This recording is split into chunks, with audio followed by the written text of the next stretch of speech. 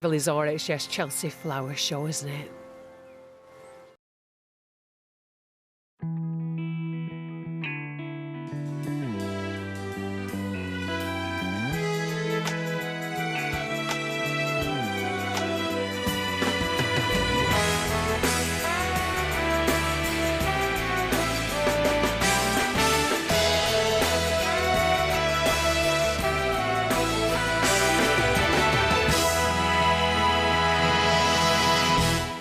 Hello and welcome back to Chelsea. It has been an incredible week celebrating world-class garden designs and glorious flowers in the Great Pavilion. We have had a wonderful time. There's been so much to see this week. Brilliant. The weather's been great. The variety throughout the gardens, the quality of the plants, the stories behind them. It's a vintage year, I would say. It certainly is. Yeah, well, we've got plenty of inspiration coming up.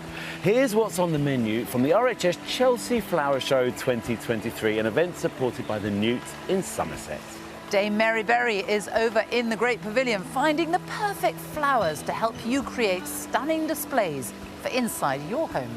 We're catching up with comedian Jason Manford about how he's combined his passion for theatre and gardening to create a show-stopping space. And with summer on the horizon, Francis is telling us about the herbs we can grow at home to create some rather nice Chelsea cocktails. Fancy one of those, Joe? I think we deserve one. I think we definitely do. And tonight, the moment you have all been waiting for, we will reveal your winner of the BBC RHS People's Choice Award.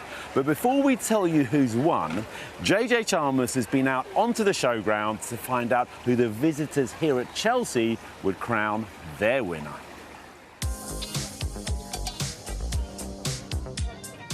Have you got a favourite garden? I have, yes, and we happen to be standing next to it, Samaritans The Garden. Samaritans, what is it about it? I love the way the architecture is, the rust of it, the way that they've used rock, and then the holes that you've got that you can see all the way through. Wow, we like the Mark Gregory's. Yeah. Right, what was it about And that? it's just fantastic. If you were on a country walk and saw that, you'd say, wow.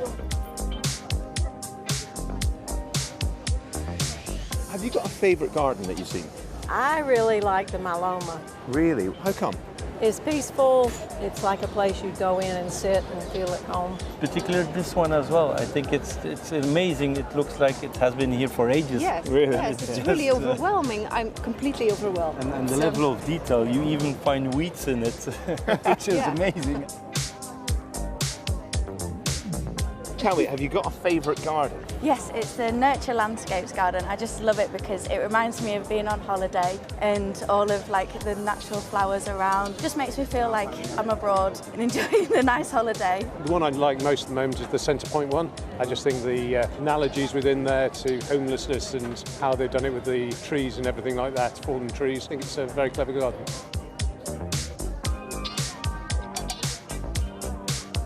Within the People's Choice category, do you have a particular favourite garden you've seen? Yeah, I would say the RHS garden. It's really accessible, so it's got special flooring that's smooth for wheelchairs and people with mobility aids, and everything's at the right height so you can see everything and look around. Yeah, it's really good. Have you got a particular favourite show garden you've seen? It's the balanced garden for me. I think it's understated and feels very subtle. Doesn't feel contrived in any way. It's just something very natural.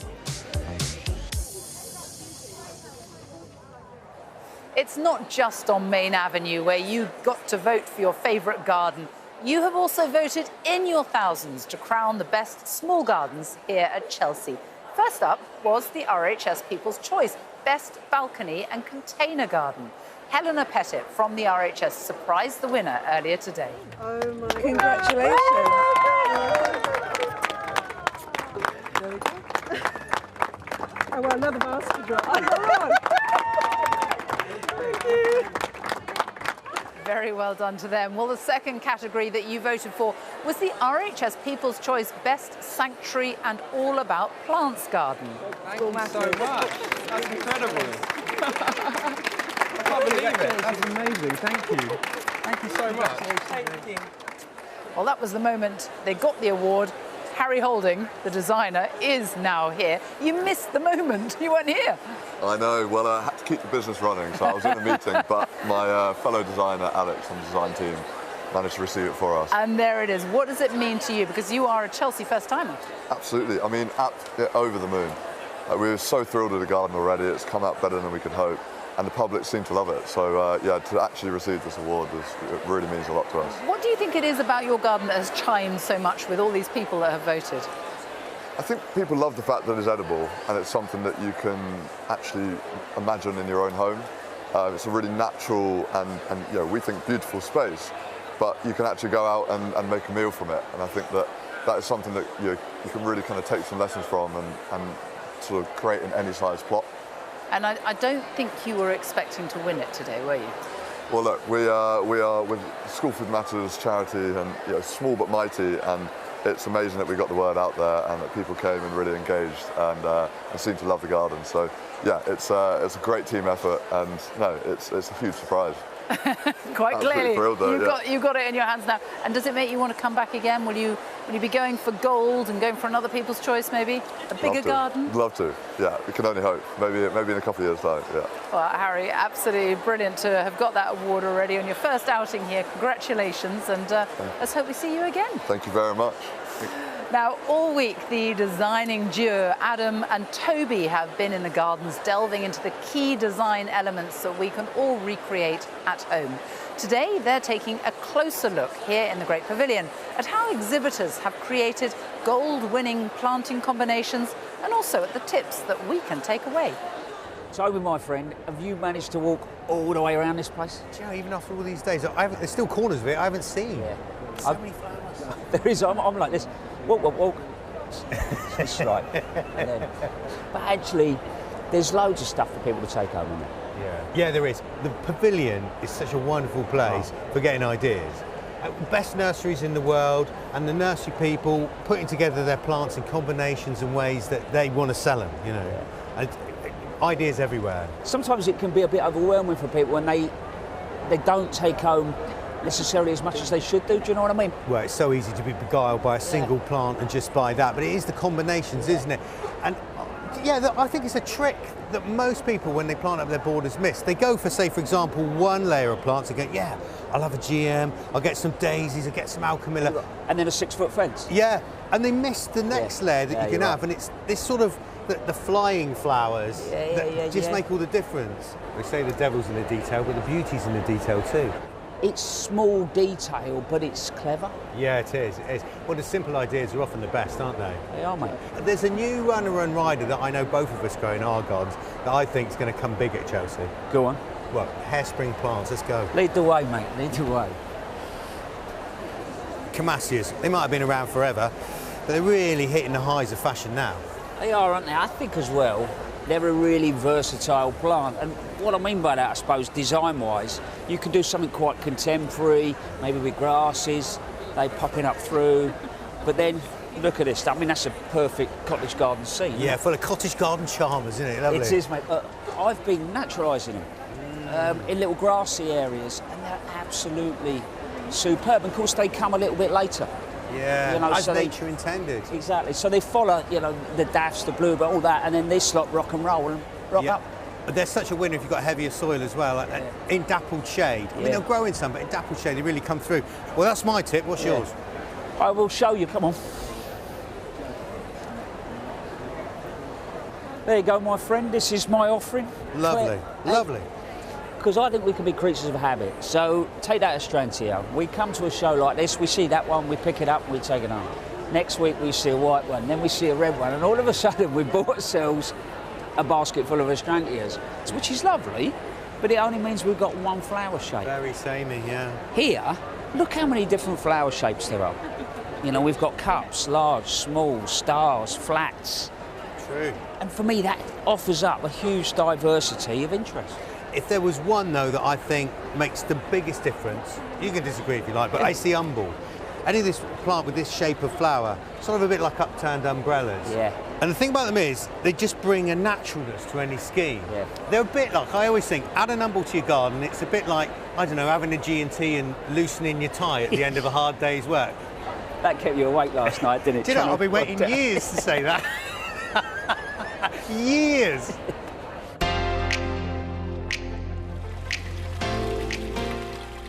It's not just planting inspiration you can take away from Chelsea. Designers spend hours working on their finishing touches to elevate their gardens to showstoppers. Eric, you're a fashionista turned garden designer. What do you think of this? This is on Chris Beardshaw's garden. It is very stylish, isn't it? It's very stylish. It's very, very opulent. I'm sort of looking at this wallpaper thinking it's such an amazing reflection of the garden, the colours and the floral pattern. And imagine if I was in my kitchen or back room, if I bring this kind of detail in and then look out into the garden, it kind of gives it this seamless sort of indoor-outdoor feel. Yeah, it brings the garden indoors, doesn't it? And then there's this. I love how the leaf detail is there. Look at the reflection of the greens and coming on it. You've just got that little bit of opulence and you feel really special looking out. When I'm designing gardens, especially small city gardens, I'm often looking for materials that will help blur the space between the interior and the exterior. So these tiles work really nicely. You can imagine having them in your kitchen and then carrying them out into the garden. And they're also great for covering, say, a garage wall or a breeze block wall towards the end of the garden. You can whack them straight on. And the colour is important. But if it's a dark, shady garden, think about a light coloured tile because it'll help bounce the light around. You cannot help but be drawn to this beautiful backdrop. This charred timber absolutely looks stunning. Now, it's a technique called shisugi ban, where the wood is charred and it brings out the preservatives in the wood, but not only does that help it prolong its life, but also gives this wonderful black feel. I love this effect in the garden because it makes all of the plants really pop out, but also it gives depth because it actually makes the garden feel bigger than what it is. And Eric, why not go all out with your finishing touches? I mean, not just, oh, it's gone Menage on this, a little bit over the top. But the colours are fantastic. This pergola structure works nicely. Well, that's the thing, isn't it? You can get the paint out and it's going to change the space so much and also help preserve the wood, obviously. But, I mean, that is a statement, isn't it? Yeah, and if you don't like the colours, you can change them every year or two. So we're just jazzing it up, keeping it nice and fresh. Yeah. How about these garlands? I know. Well, I mean, you know, look at little hooks. Get the kids playing, flowers is used, there's chilies I can see. But again, I think it's the imagination really, isn't it? It's a case of don't just always think about, oh, I've done that and I can't change it. How can you zhuzh it up, that's my word. Yeah, zhuzh it up for the summer. And be confident to do it, yeah? Have a go. Have a go. Have a go.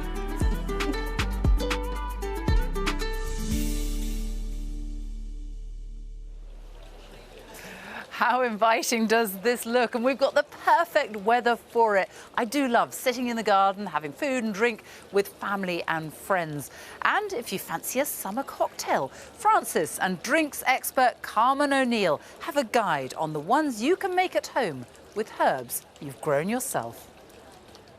Carmen, what are some of the classic herbs that we'll be seeing in these cocktails? Well, we've done two very different ones. We've gone for a fresh herby basil spritz, something that this is the kind of weather we want to be drinking in. Absolutely. And then we've also gone for a beautiful non-alcoholic lavender Earl Grey tea infused martini. So what I have made, which I'm going to let you smell now, is I have made a basil sugar syrup. Okay. So this is a great way of preserving your herbs from your garden. So you can take it mixing equal parts sugar and water, so 200 grams of sugar, 200 mils of water, low on the hob, and put a big bunch of basil leaves into it. That's going to infuse on low heat, dissolve, get nice and herbaceous, but also get that scent coming across. Let it cool down and then pop it into a sterile bottle. Now, I have a London dry gin. We're going to do 50 mils inside your glass. But one of the things I'm not very good at is keeping my basil alive. So could you give me a couple tips? Because it just doesn't always end up looking so happy. Do you buy it from the supermarket? Yes, sometimes. Yeah, yeah, that will tend to die. Okay. Because it's all just crammed in. So if you buy it from the supermarket, break up the clump that you've got in the pot and pop them individually, then they'll be much happier. We're just going to lift the last little bit with a little bit of soda. Now I need your help. Would you be able to get me a little leaf of that basil from the end of the green or botanical? Oh, let's go purple. Shall we? I'm just going to take the very tip. That's also another really good way of keeping your basil alive. If you take the tip off it, you'll find the lower bits begin to branch rather than pulling the individual leaves off the You've base. even picked the prettiest one. Now this is our beautiful basil spritz to be enjoyed in this beautiful heat. Thank you very much. This is a real treat. It's big.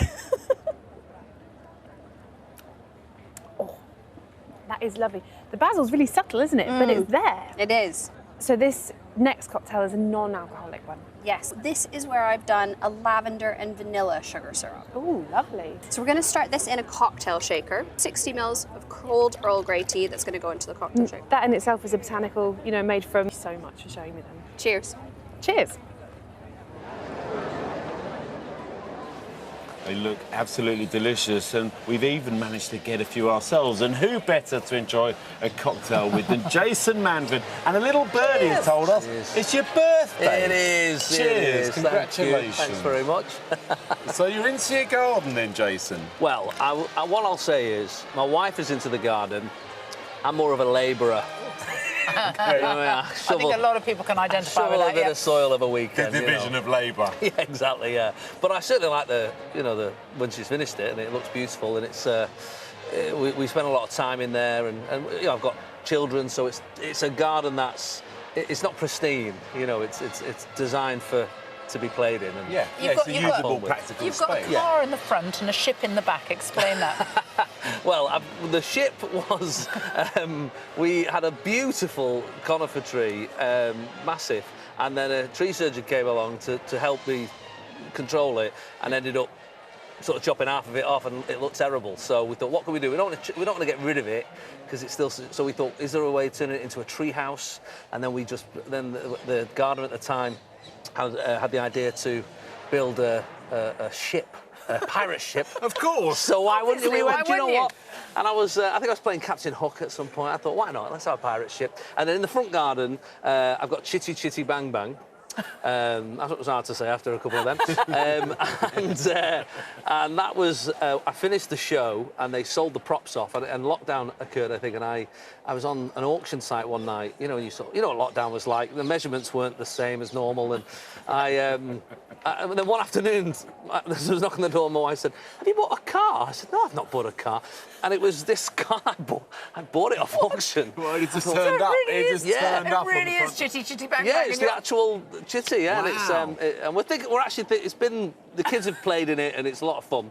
And we're actually now thinking, is there a way of turning it into a feature with, maybe turn it into a planter or, you know, some wisteria or something, buy it you know. first and then think about what you're going to do with it later. It's the man's way, isn't it? But gardening your garden for you is very much, isn't it? For your family, it's for your children to use, for you to entertain. Yeah, you know, the kids play footy on the lawn and we're doing, you know, no mow May. And all that sort of stuff. The front was, we've attempted over the last 4 years to create a wildflower meadow at the front, which obviously the first time you do it, you think people are looking at the house and go, does anyone live there? Like, you know, it's horrendous. Been abandoned. Yeah. How's it going though? Now it's wonderful, and you know, the bees come in and we've got lavender around the side of it as well. So Jason, have you seen anything at the show that you've got to have in your garden? Well, already my wife's got a shopping list of stuff that she's, you know, looking at. I've got to say that's one of the great things about here is I think sometimes certainly, you know, from the north a little bit, you think, oh, the Royal Chelsea, you know, you can sort of think it's a bit like, but you know, actually there's loads of people here, just you can rock up at one of the stalls, what's that, and they tell you all about it, they're passionate, they tell you about it, and it's just, they'll sell you anything. Oh yeah, absolutely, yeah. But you know, you can sort of say, what's that, can I grow it, and they'll give you some tips on how to do it and all, which is lovely.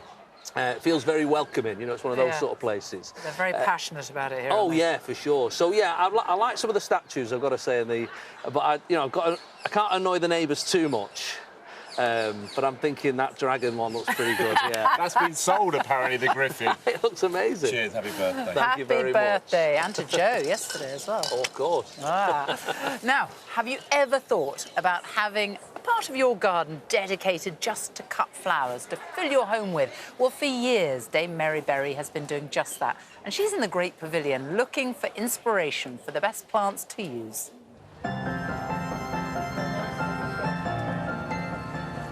Chelsea is a great place to get advice from the expert growers, and they're all at the top of their profession.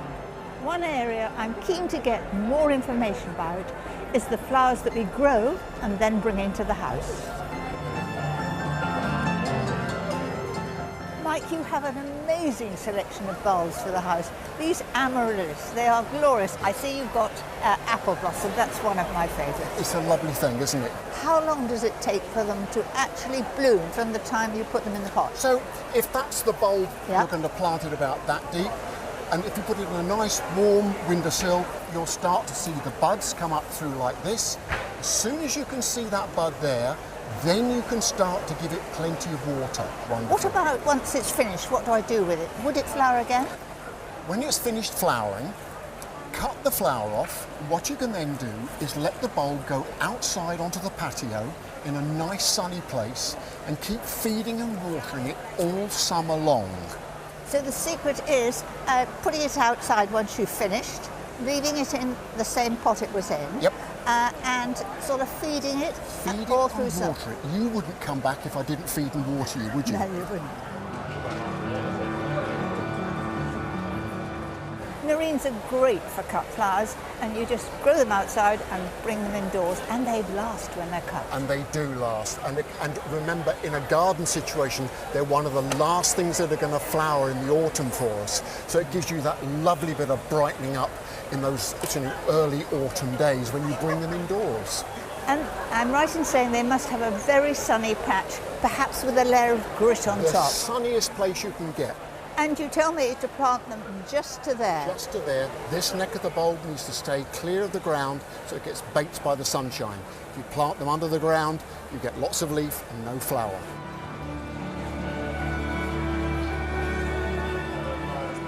Lara, this is an amazing display, and you're an expert florist. What is the secret of making flowers last? So with your flowers, when you get them home, it's always good to take them straight out of the water that they arrive in, cut the stems at a 45-degree angle and put them into fresh cold water in a clean vase. Which flowers last the longest? I would always say one of the carnations lasts the longest. Lara, thank you for sharing all your tips to make our flowers last that much longer. You're welcome. Chelsea may only be for 1 week every year, but it has a legacy that lives on long after the show closes. Many of these show gardens here will be relocated to allow communities to benefit from these incredible spaces. I'm on the Samaritan's Garden, which is going to be relocated to a local branch after the show. The garden is supported by Project Giving Back. It's an initiative that helped these charities fund their Chelsea gardens. Now, CEO Hattie Gowie joins me, and you can tell me more about Project Giving Back. Yeah, absolutely. So Project Giving Back is a philanthropic organisation. We're a registered charity, and we were set up with the sole purpose of funding good causes for charities at the RHS Chelsea Flower Show. We were set up by two individuals who wish to remain anonymous so that the focus is on the charities and they get as much engagement as possible. That's fantastic. Now, this is the second year of a 3-year project. So tell me, where are last year's gardens now? Yeah, I can't tell you all of them. We've got a map on our website that locates them all, but I'll tell you a little bit about Rewilding Britain, which won Best in Show last year. That's gone to Lindengate Charity, which is in Buckinghamshire. And they run garden therapy programs there, mainly for young people and NHS staff, which is really lovely. And it's almost a total recreation of the garden you saw at Chelsea, which is amazing. And then we've got the Alder Hay Garden as well, which went to Liverpool.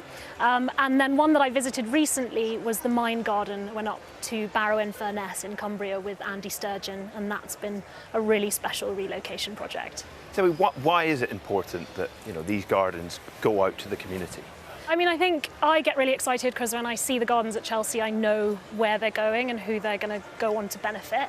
In the case of Mind, that garden went up to somewhere, a site that had been derelict for 50 years. They had the first volunteers onto that garden were the asylum-seeking community who had never met anyone in the community, and they formed friendships over that planting period. It's also created the beginnings of a green corridor in that area of the town, and it means that area is now becoming a hub. They've got dozens of partner organisations that are going to now be working with Mind, and it just really, you see plants grow in gardens, but I think a lot of the charities see people grow in those gardens. Oh, wonderful. Well, thank you so much, Hattie. Thank you. At At the start of the week, the judges had their say on the best show garden, and then the baton was handed to all of you. Yes, it's the moment you've been waiting for. It's time to reveal who you've chosen as the BBC RHS People's Choice Award winner. Earlier today, we were joined by Helena Pettit from the RHS to surprise the winning designer. We are here. We have the award. The great thing about this garden is there are plenty of lovely places to hide. So the person we're about to surprise has no idea we are here. Let's go. Well, who better to talk about arts and crafts being incorporated into our garden than Chris Beardshaw. Chris, you got a lot of materials and a lot of detailing, and you got a gold medal. So the judges obviously... Excuse me, this has nothing to do with arts and crafts at all, Chris Beardshaw. I'm sensing a slight diversion. Very congratulations.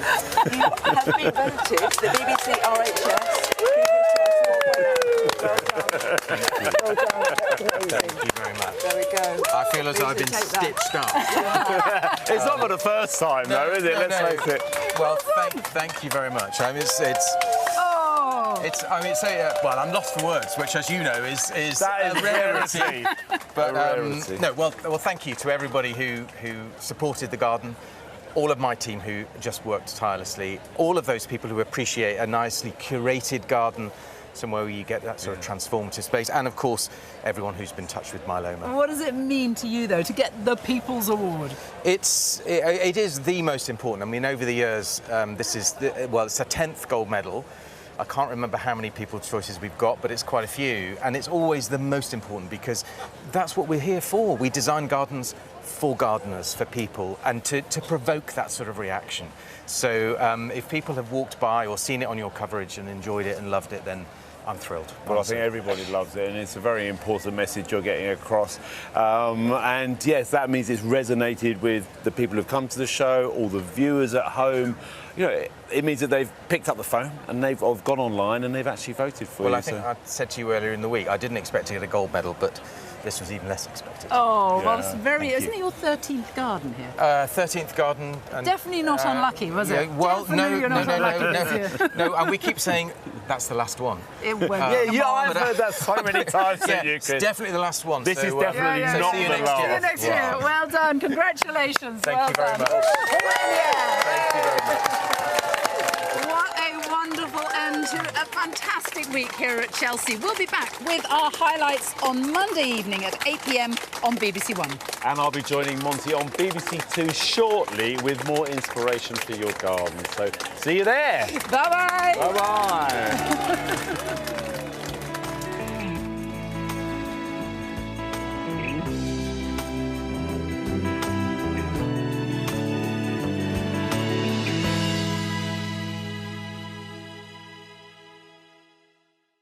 Police emergency. There's a bloke in the water. You need to get someone.